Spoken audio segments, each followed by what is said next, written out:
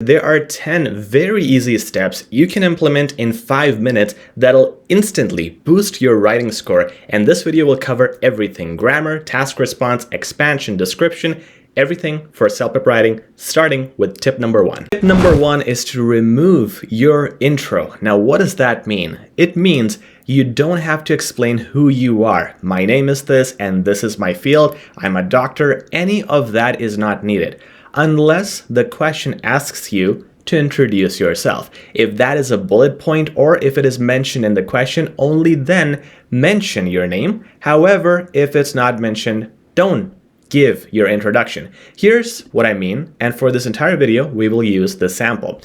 It says here, you recently went to a cinema where you tried watching a movie. However, you were bothered by a group of teenagers who were very loud in front of you, and you have to complain to the manager. Okay, you got 3 bullet points here, and you have this sample answer in front of you.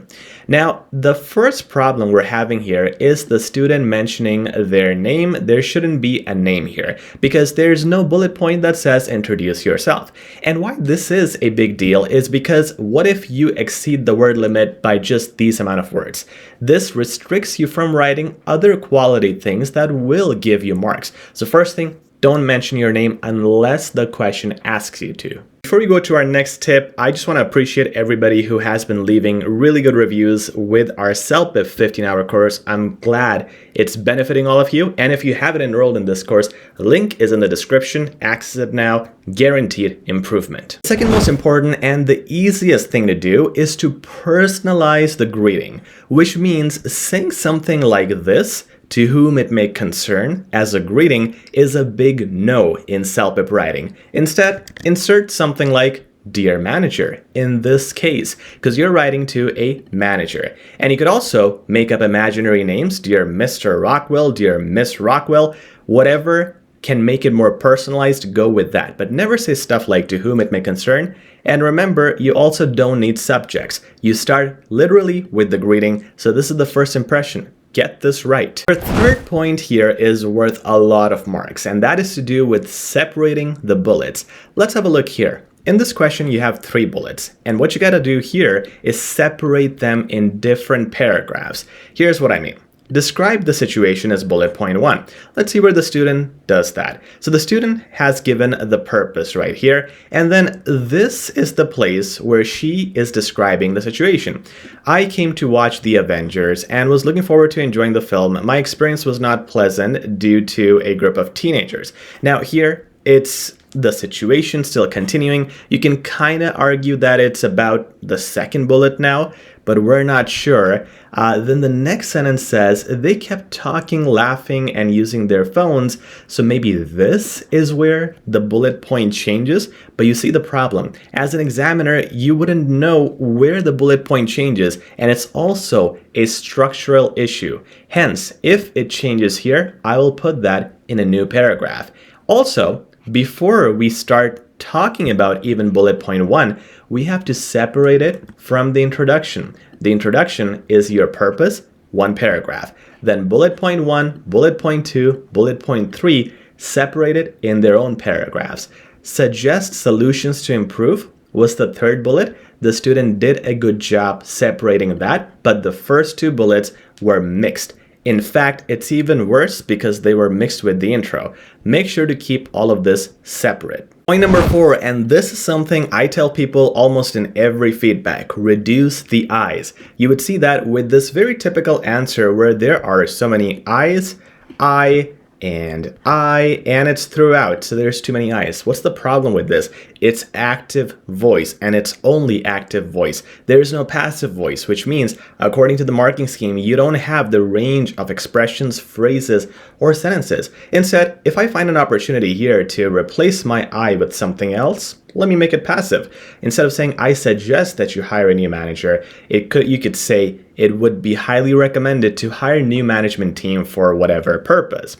Instead of saying, I hope you take this feedback, you could say, hopefully my feedback helps or supports in helping or aiding whatever. Instead of saying I, you're replacing it with passive sentences because too many I's count as repetition. This tip right here, it's so easy and it boosts your marks so much. It's ridiculous. Why wouldn't you add connectors in your writing. And we can see in this writing, there are lots of places where you could use connectors. For example, when we go to body 1, it says, I came to watch the Avengers and was looking forward to enjoying the film. My experience was not pleasant, so let's add however, or nonetheless, or nevertheless. Not only is it going to help structure your responses better, but here, in fact, in this sentence, you really needed it because you're having a change of tone.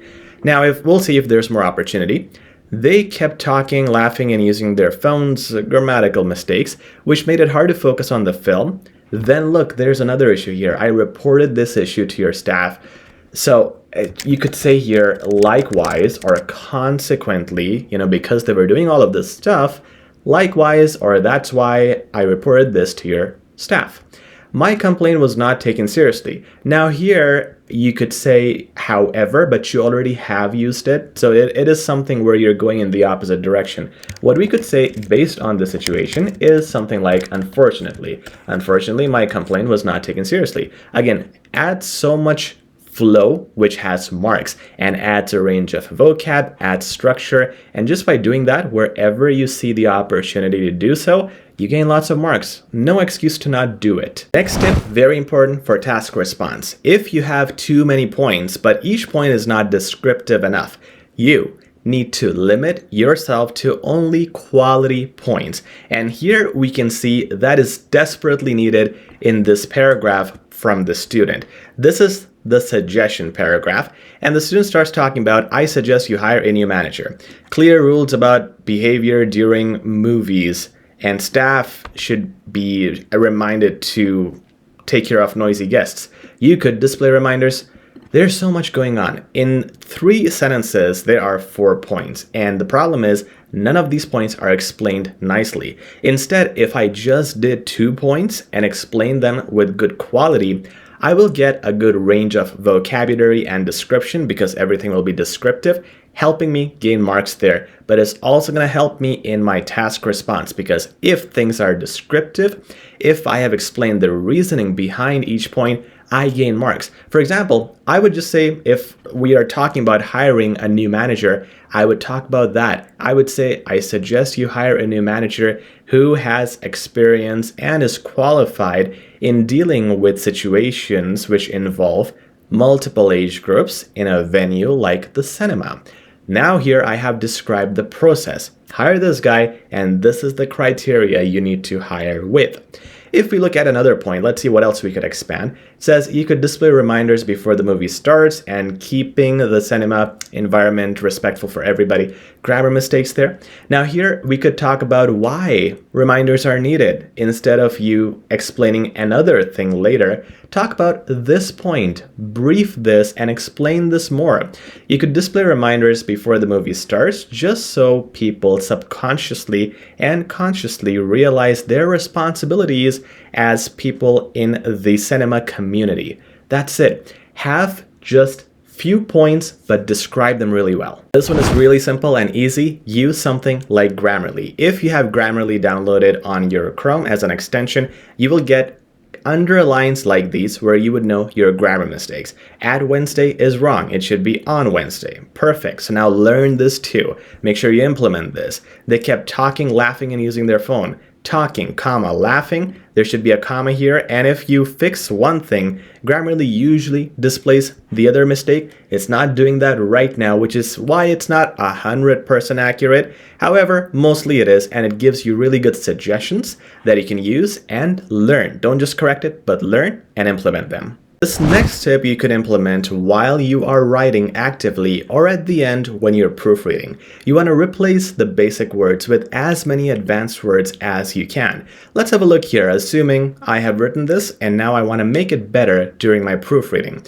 So it says, I'm writing to share my recent experience at your cinema on Wednesday. I could say the purpose of my writing or the reason behind my writing today is... That would be more advanced and unique because everybody says this one.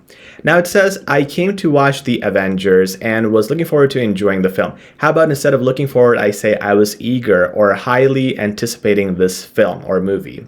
However, I could say nonetheless, right? My experience was not pleasant. Instead of not pleasant, I could say unpleasant.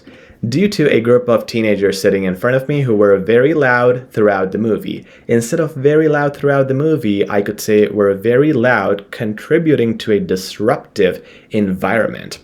And there you go. That's how you want to look at everything and find opportunities where you can replace the basic ones to advanced versions. Next very important suggestion is to add task response details. This means task response here is going to be marked with each bullet point. Describe your situation, explain, suggest. You have some good pointers here. Describe, so give details. Explain, so again, give details, but specifics with the specifics mentioned here, and suggest would be suggestions coming from your end. Now in this case, if I see this writing and if I see the task response, suggestions were good. There are suggestions, although there are too many, but they are in a format where it is suggestions. Has the student answered the question? Absolutely.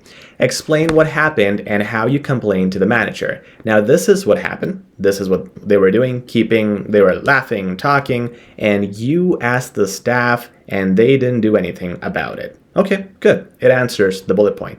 What about this one here? Describe your situation. Well, describe the situation is here. I came to watch, and this is a good starting right here. I came to watch The Avengers and was looking forward to enjoying the film. But look at the second sentence. However, my experience was not pleasant due to a group of teenagers sitting in front of me who were very loud throughout the movie. Now, isn't this related to this? In fact, isn't this kind of repetitive because you're mentioning the same thing again here? And if this is related to this, why is this not in this paragraph, which was our complaint earlier, right? So this kind of confuses me, and I am looking at the task response of describe your situation. Has this been described? Not entirely. Situation would mean more on the date, the time, the environment.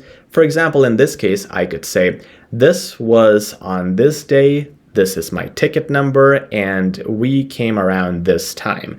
Of course, you would need to give these details if this was a real condition, because you want to know as the manager, who was the person you talked to? If you talked to my manager or my staff, who were they? And when did this happen? And that is not only realistic, but it also does not answer the question here, which is why you always need to make sure you check your task response. The last suggestion I'll leave you with is proofread. You have to reserve 2 to 3 minutes at the end of your writing to proofread what you have written. A major mistake is people not doing it. And let me tell you, my top scoring students always do this, no matter how good they are. They're excellent because they're top scoring, but even they do this. You have no idea how many human errors you make intentionally or unintentionally, but you will realize and get a lot of them at the end. For those of you who want a 9 and you're stuck at 8, and then that's where your frustration comes in. I could have gotten 9. I know I deserve better. This is the reason why a lot of times that happens. You haven't proofread. That proofreading could save you $300 in exam booking estimate and hours and days of demotivation. Make sure to proofread. Don't ignore this. Highly important. Guys, that's it. That wraps up this lesson. Hope you liked it. Please like, share, and subscribe. We'll talk soon.